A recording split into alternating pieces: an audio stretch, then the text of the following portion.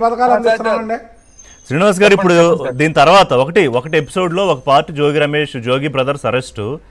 So దీని తర్వాత ఇది ఎక్కడి దాకా వెళ్ళే అవకాశం ఉంటుంది ఈ మద్యం కేసు వ్యవహారం? ఇప్పుడు డెఫినెట్ గా సార్, ఇప్పుడు మీరు ఆలోచిస్తే మద్యం కేసు పట్టుకున్న తర్వాత జోగి రమేష్ మనం అప్పుడు చెప్పలేదు.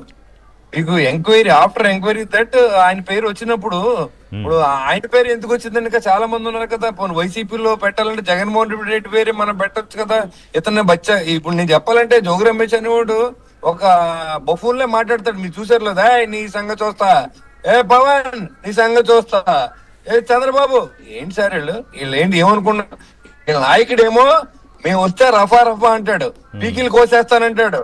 ఈయనేమో వీళ్ళు నేను బయటకు వచ్చాక చూస్తా అని పోలీస్ స్టేషన్ లో మాట్లాడుతున్నా. అంటే నేను ఒక మాజీ మంత్రిగా కాదు, ఇప్పుడు ప్రజెంట్ మంత్రిగా లెవెల్లో మాట్లాడినట్టు. ఇప్పుడు మేము మాట్లాడట్లేదు కదా సార్. అలాగా మేము ఒక్క ప్రెస్ మీట్ లో కూడా ఎవరు తిట్టలేదే.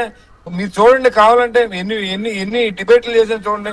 మేము వాస్తవం ఇప్పుడు కానీ అంతేగాని ఒక మనిషిని నిందితే మనకు కలిసి రాదు.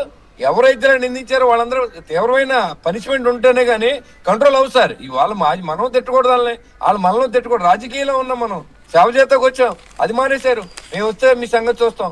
ఒక పక్కనేమో మనమేమో రాష్ట్రం వెనకబడి ఉంది, ఆర్థికంగా ఇబ్బంది పడతా ఉన్నాం. ఈ పథకాల పేరుతో రాష్ట్రాన్ని దోచుకున్న వ్యక్తి జగన్మోహన్ రెడ్డి అనే విషయం అందరికీ తెలుసు. ఇవాళంటే మీకు ఇంకోటి తెలియని విషయం చెప్తున్నా. ఇతనికి టోటల్ గా ఈ లిక్కర్ వ్యాపారం మీద పూర్తిగా అవగాహన వ్యక్తి జగన్మోహన్ రెడ్డి అండి. జోగి రమేష్ కి ఏంటో నాకు తెలియదు కానీ అతనికి టాంజానియాలోను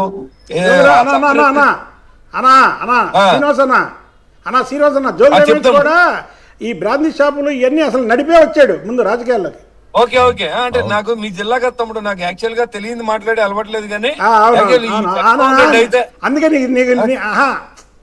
అందుకే నీకు చెప్తున్నా. Okay thank you. ఇప్పుడు ఇతను జగన్మోహన్ రెడ్డి అనుకున్నావో మా తమ్ముడు చెప్పాడో అది దాంట్లో ఏమాత్రం సందేహం లేదు. ఎందుకంటే లిక్కర్ వ్యాపారంలో గనులు అనే విషయం 2019-24 దాకా ఆంధ్ర రాష్ట్రంలో అందరికీ తెలుసు.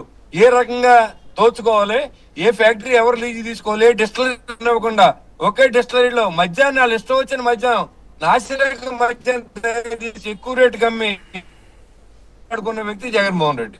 అదే విధంగా అదే మచ్చ మన మీద వేయాలని ప్రయత్నం చేశాడు.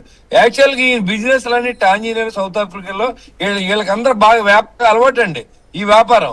కాబట్టి అదే తరహాలో ఇక్కడ దోపిడీకి తెరలేకపోయిన దాంట్లో ఏమాత్రం అనుమానం లేదు. దీని వెనకాల జగన్మోహన్ రెడ్డి పాత్ర ఉన్నదని దాంట్లో మనం సందేహించవలసిన అవసరం లేదు.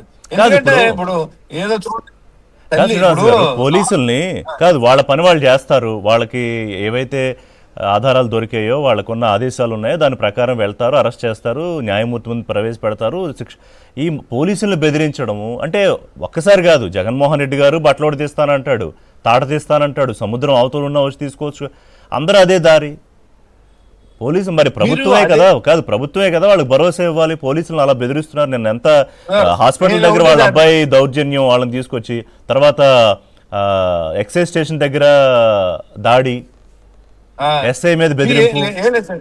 ఏం లేదు సార్, మీరు ఒకటి గమనించాలి. ఇక్కడ ఏంటంటే రాష్ట్రం అభివృద్ధి చెందడానికి చంద్రబాబు నాయుడు ఒక శ్రామికుల్లో పనిచేస్తున్నాడు. 74 సంవత్సరాలు యువకుడు ఆయన.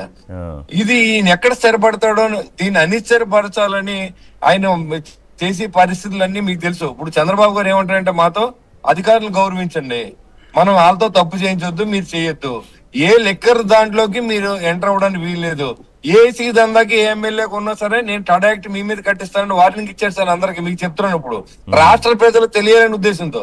ఈయన ఇప్పుడు ఏంటంటే ఈ వ్యాపారస్తులు ఎవరైనా ఆంధ్ర సైడ్ వస్తే మీ సంగతి చూస్తారు. నాతో చాలా మంది సార్, నాకు యాక్చువల్ గా నా ఫ్రెండ్స్ విదేశాల్లో ఉన్న వాళ్ళు ఉన్నారు, వాళ్ళందరూ ఒకటే ఫీల్ అవుతా ఉంటారు. ఏంటంటే ఇప్పుడు మళ్ళీ రేపు పొద్దున్న జగన్మోహన్ రెడ్డి నెక్కితే మా సంగతి చూస్తానన్నాడు, అప్పుడు మీరు ఏం చేయలేరు కదా బ్రదర్, అప్పుడు మీకు ఇండస్ట్రీ పెట్టమని చెప్తున్నారు అన్నారు. ఈ రాష్ట్ర ప్రజలకు పూర్తిగా చెప్తున్నాను నేను, ఈ రాష్ట్రం అభివృద్ధి చెందితే చూడలేని వ్యక్తి జగన్మోహన్ రెడ్డి. చెందితే ఏంటంటే ఇప్పుడు మన పిల్లలకి ఉద్యోగం లేవు సార్ ఇక్కడ. ఇప్పుడు ఏదైతే బీటెక్ చదివి వీళ్ళందరూ బయటకు వస్తా ఉన్నారు, వీళ్ళందరినీ ఖాళీ అయితే ఏం చేయాలని ఆలోచన ఎప్పుడు చేయలేదు ఆయన. యువతకి ఏం చేయాలో తెలియదు. ఇప్పుడు మనం చేస్తానంటే ఇతను అడ్డం పడుతున్నాడు. చంద్రబాబు గారు ఏమో ఆ పనిలో తిరిగితే నువ్వు లెక్కర్ తయారు చేయించి దాంట్లో నువ్వు కానీ మీ మంత్రులు కానీ ఇప్పుడు ఎవరైతే జగన్మోహన్ రెడ్డి గారు తాలూకు కదా వీళ్ళంతా, ఆయన మళ్ళీ ప్రెస్ మీట్ పెట్టి బీసీల మీద అరాచకం చేస్తా ఉన్నారు, ఎస్సీల మీద. అవును, ఆయన మాట్లాడితే నా ఎస్సీలు, నా బీసీలు, నా ఎస్టీలు అంటాడు కదా. మీరు అదే ఇప్పుడు నా బీసీలు ఎక్కడ సార్? నువ్వు ఏ బీసీకి న్యాయం చేసావు, ఏ ఎస్సీకి న్యాయం చేసావు చెప్పు. సుధాకర్ ఎవరు? నువ్వు ఏం చేసావు ఆ రోజు చెప్పండి. ఇవాళ అచ్చెన్నాయుడు గారు ఎవరండి? అచ్చెన్నాయుడు గారిని నువ్వు చేసిన అవమానం ఏంటి చెప్పండి. అచ్చెన్నాయుడు గారు ఆపరేషన్ చేసి ఇంటికాడ ఉంటే ఆయన తీసుకొచ్చి బ్లడ్ బ్లీడింగ్ అవుతూ ఉంటే కారులో శ్రీకాకుళం తీసుకొచ్చారు సార్. మరి అది ఎలాగా? ఆయన బీసీ కాదా? అప్పుడు ఆయన బీసీ కదా? మాలాంటి వాళ్ళందరి మీద కేసులు పెట్టాడు, మా బుద్ధ యాంకర్ మీద కేసులు పెట్టాడు. మరి అప్పుడు ఆయన బీసీ కదా? ఈయన బీసీయా సార్? వాళ్ళకి ఏదో జరిగిపోతే కులం కార్డులు వాడతాం ఎందుకు సార్? మొన్న జరిగిన ఇన్సిడెంట్ ప్రభుత్వానికి ఏంటి సార్ సంబంధం? వాళ్ళిద్దరు ఒకటే పార్టీలో ఉన్నారు, తెలుగుదేశం పార్టీలో ఉన్నారు. ఆయన చంపితే కాపులందరూ రెచ్చగొట్టి అక్కడ ప్రెస్ మీట్ పెట్టిస్తాం. ఇన్ని ఎలా ఉన్నాయంటే సార్ చెప్పుకోవడానికి చాలా అసహ్యంగా ఉంది. కాబట్టి కులాలని